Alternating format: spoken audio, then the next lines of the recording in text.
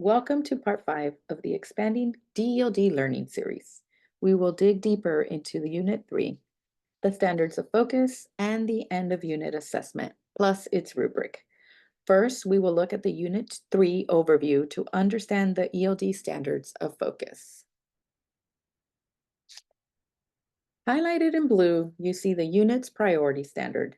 This standard calls for students to justify and/or express opinions.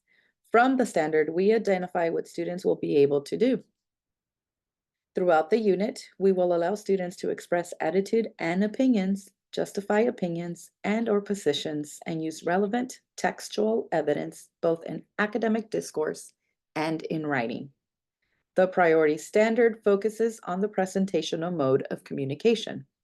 By the end of the unit, students will be able to use textual evidence to justify their position, expressing opinions and/or attitude, combining clauses, and using modal expressions. Notice that the end of the unit assessment is guided by the same concepts and skills of the priority standard. As previously mentioned, students will have multiple opportunities to practice the concepts and skills of the priority standard throughout the unit. For example, in lessons 4 and 5, students will learn the vocabulary associated with expressing attitude and will learn phrases to express opinion. Notice how these same concepts and skills will be assessed at the end of the unit. Students will have opportunities to use the end of unit rubric to formatively assess their progress as they acquire the academic vocabulary to master the concepts and skills of the priority standard.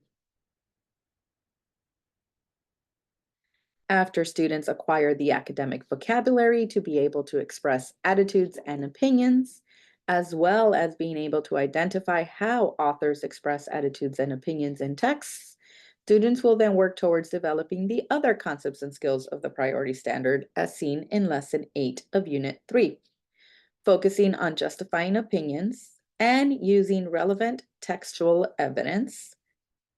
It is during this lesson that students will have their fourth opportunity to use the unit's rubric to formatively assess their progress as they develop the concepts and skills that will be assessed at the end of the unit, this time focusing only on categories A and B. Highlighted in purple, you see the unit's supporting standard. This standard calls for students to connect ideas. From the standard, we identify what students will be able to do by the end of the unit.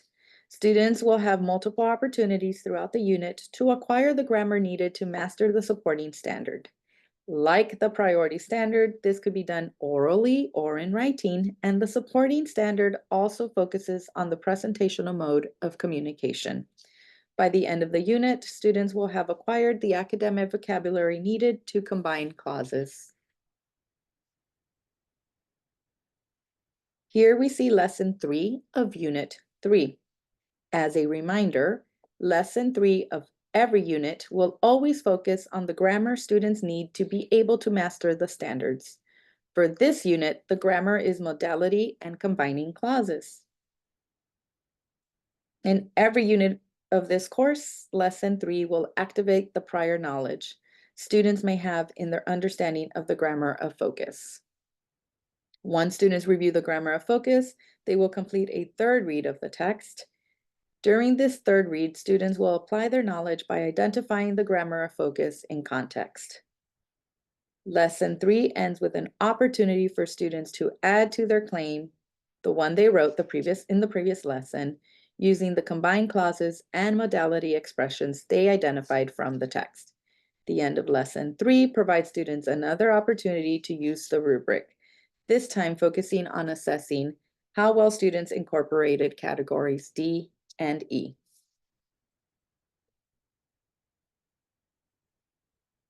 Students will continue learning and applying the skills and concepts of the standards throughout the unit. For example, in lessons 7, 9, like lesson 3, lesson 9 of every unit of this course focuses on the grammar. Lesson 10, Lesson 11, and in Lesson 13.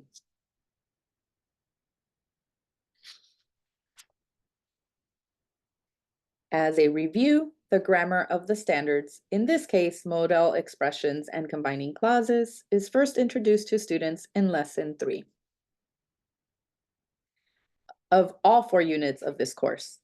In Unit 3, students will learn and apply the grammar of focus in Lessons 9, 15, 21, and 26. Please note that the concepts and skills of the priority standard is the main focus in all other lessons of the unit. As in Units 1 and 2, the final lesson of Unit 3, in this case, Lesson 29, provides students an opportunity to assess their growth and the objectives of the unit. First, students will engage with 2 different activities to be able to respond to the unit's essential question. Then they will use the information learned throughout the unit to self-assess their mastery of the concepts and skills of the priority standard by comparing the post-assessment to the pre-assessment taken when the unit was first introduced. This will allow students one final opportunity to practice the concepts and skills of the priority standard before they are formally assessed. You and your students are now ready to begin Unit 3, the penultimate unit of expanding dELD. Remember to start the unit with the 4 steps outlined in the introduction slide, pictured here, of Unit 3. Remind students that they will compare their pre-assessment to their post-assessment, which will be taken in Lesson 29, for an opportunity to reflect on their growth and to fill in any gaps before the end of unit assessment. Thank you for viewing. As always, please reach out to your ELD TOSA for support.